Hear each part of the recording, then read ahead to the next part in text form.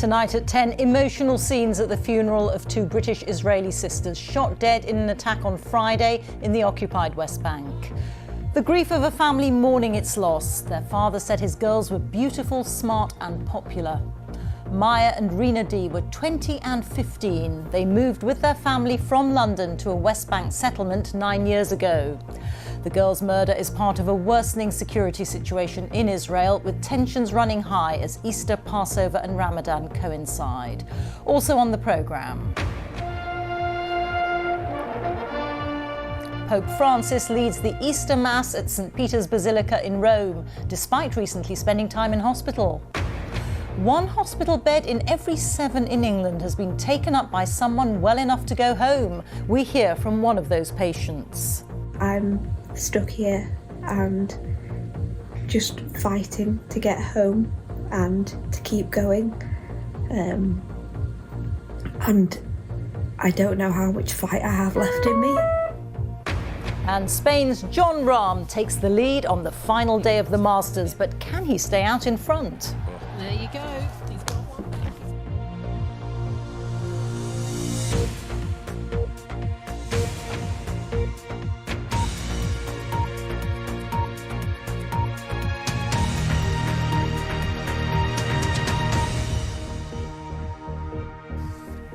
Good evening.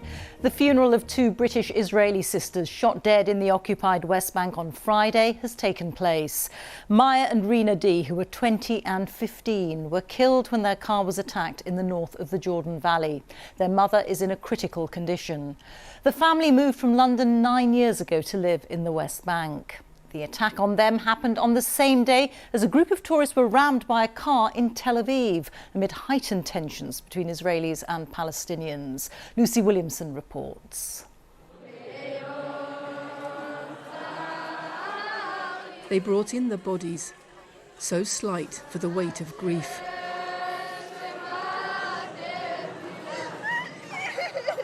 The wailing of Reena's teenage school friends, like a wave inside the prayer hall.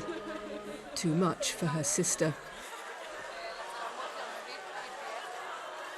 Their father, a rabbi, bent low over their bodies, the pain on his face shrouded for a moment in a last embrace with his daughters before he addressed the crowd. Today the Jewish people have proven that we are one. We are united, Am Echad. But the simple, quiet family in Efrat is devastating. The whole country hurts. Reeta was 15 years old when she died. Maya was 20. Their mother, still unconscious in hospital, doesn't even know yet that they're dead. They were travelling from their West Bank settlement to the Sea of Galilee for a family holiday this week when their Israeli car came under fire. Among the mourners today, Israel's National Security Minister, Itamar Ben-Gvir, a hard-right leader who was once a member of a banned extremist group. Each unique loss here pulls up deep, unresolved questions about land, security and rights. Funerals are the fingerprints of this conflict, contested land mapped by the graves of Israelis and Palestinians. Tensions have risen sharply here this week as Jewish, Muslim and Christian religious festivals coincide. Jerusalem's Old City was packed today, with Easter congregations and Jews attending a blessing at the Western Wall. Some Jewish worshippers also walked past the Al-Aqsa Mosque on a Passover visit to the site, known to Jews as Temple Mount. Moments like this are watched carefully by security forces, activists and militant groups. The behaviour of Israeli police here this week triggered anger in the region. Today, the compound has remained peaceful. Beyond it, tensions remain high. Lucy Williamson, BBC News, Jerusalem. Pope Francis has led the Easter Sunday Mass at St. Peter's Basilica in the Vatican. He expressed his deep concern about the escalating tensions between Israelis and Palestinians and called for an end to the war in Ukraine. Here, the Archbishop of Canterbury, Justin Welby, also used his Easter sermon to reflect on conflicts around the world. From Vatican City, our religion editor Alim Makboul reports. From the early hours, they streamed into St. Peter's Square for Easter Mass. People had come from all over the world, but just days ago there had been doubts about whether the Pope would be well enough to take part in events at all. Some here told of their relief when he appeared, but there was still nervousness as to how strong he really was after his bout of bronchitis. Once the service got underway, Pope Francis seemed untroubled.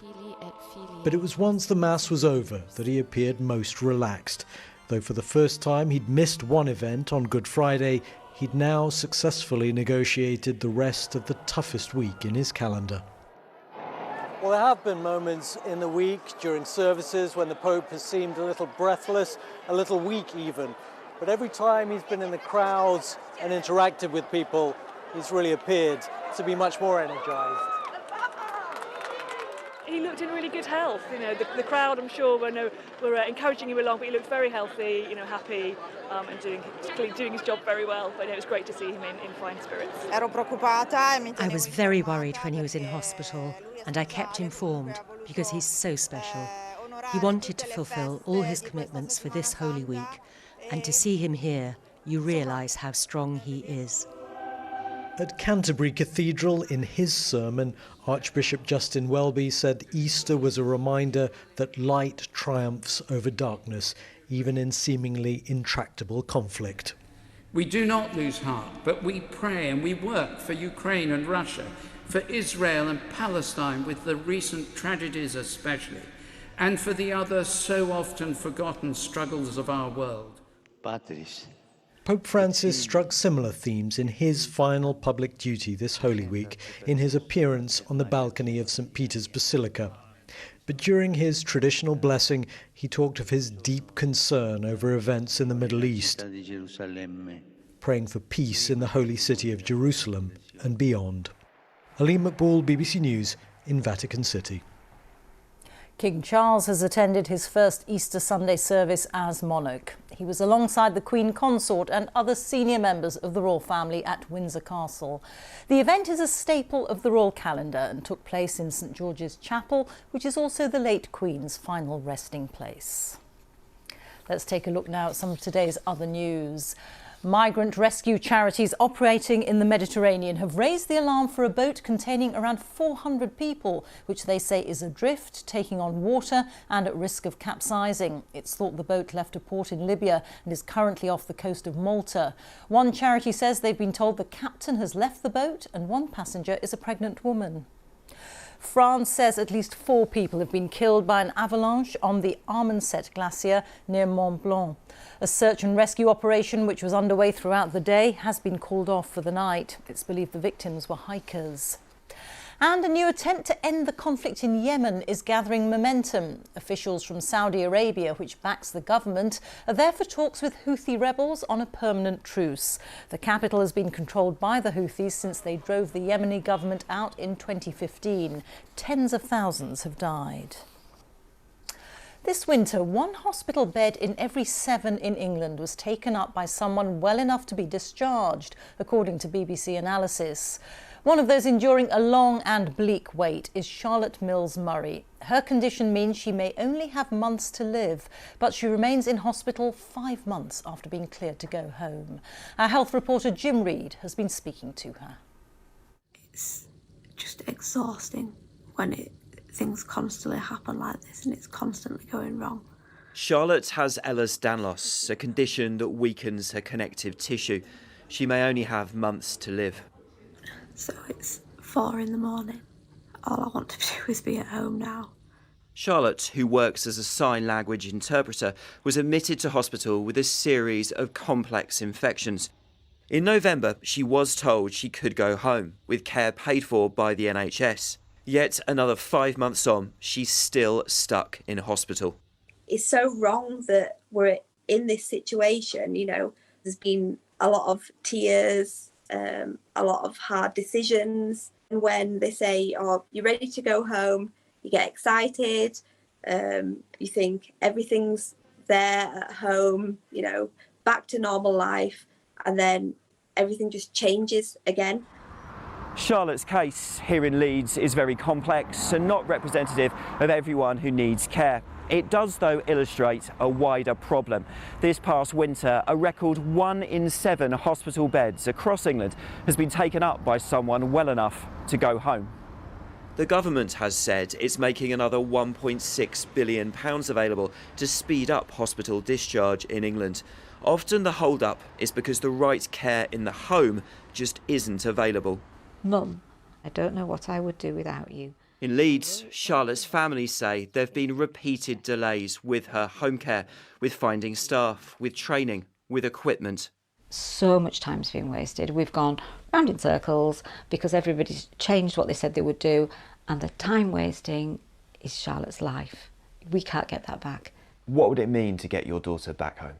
The world. Yeah, it will.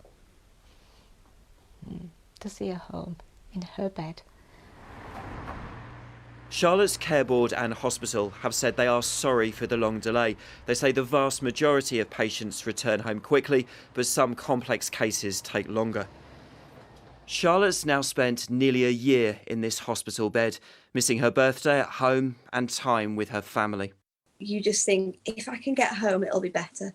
I just need to get home and it'll be fine. And all I want is people to make that happen for me. Jim Reed, BBC News. Golf now, and the last day of the Masters is underway in Augusta, Georgia, but without Tiger Woods. He withdrew because of a foot injury before play resumed this morning. Andy Swiss has been following the final round action.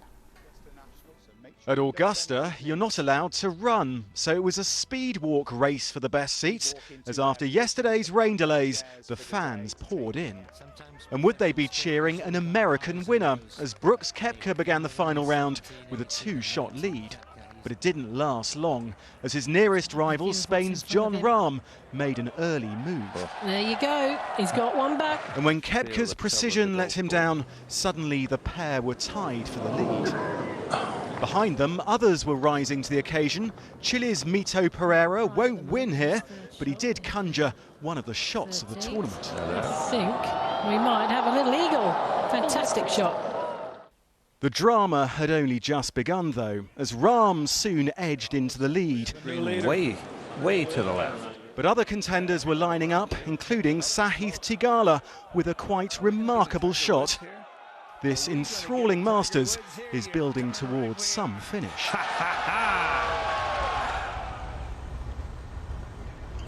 Well, the leaders are now halfway through their final rounds, and the latest I can tell you is that Jon Rahm still heads the field. He's 2 shots clear of Brooks Koepka and Jordan Spieth, who is having a real late surge. One man who definitely won't be winning, though, is Tiger Woods. He withdrew from the tournament this morning because of a foot injury, but the weather is finally set fair, and we should be in for some drama over the next couple of hours, Reeta. Many thanks. Andy Swiss reporting there. Time for a look at the weather here. Here's Matt Taylor. Matt. Hi Rita. Well, the sun came out for the Masters, and it certainly came out for some of you today. And what it did, it made for a warm Easter Sunday. 17 degrees in central London today, where the clouds sat in place though. What a contrast. Just 7 in Aberdeen. We're even the temperatures out through this week, but not as much sunshine, and there'll be a bit more rain. Certainly tonight we'll see rain across most areas, spreading erratically eastward under these weather fronts, which will keep temperatures around 5 to 7 degrees. So a mild enough start tomorrow, but tomorrow morning, a thoroughly wet morning for much of central, southern, eastern England. Don't write your day off though, it will brighten up later. Elsewhere, scattering of showers around, some of those heavy and thundery. Most prolonged and frequent showers, northern England, Northern Ireland and the northwest of Scotland through the afternoon. Bit of a blustery afternoon too, especially across the south, and that will make it feel a touch cooler than today. But where you had that cloud in eastern Scotland, actually it should feel a little bit warmer. Now into tomorrow night, the showers we do have, most will fade away. Some will keep going through the night. With some clearer skies around, lighter winds for a time, it will be a slightly chillier night and chillier start to Tuesday. But actually, Tuesday, probably one of the better of the days this week. A lot of fine weather to begin with, 1 or 2 isolated showers. If you're in the north and the east of the country, you may get away with a completely dry day. Only a few passing showers here or there, but to the south and the west, make the most of the morning because the afternoon's going to turn cloudier, wetter, windier, gales into the southwest before the day is out, and for all, temperatures starting to drop away a little bit. And that puts us into the windiest spell of the week, Tuesday into Wednesday. Lots of rain through Tuesday night into Wednesday, a bout of strong to gale force winds. Then as this low pressure pushes eastwards, another bout of strong winds will push through into the west. So if you're under canvas or travelling, keep across the forecast. We could see some disruptive gusts of wind for the middle part of the week. Reeta. Matt, thank you. And that's it from us here tonight. Now on BBC One, it's time for the news where you are. Good night.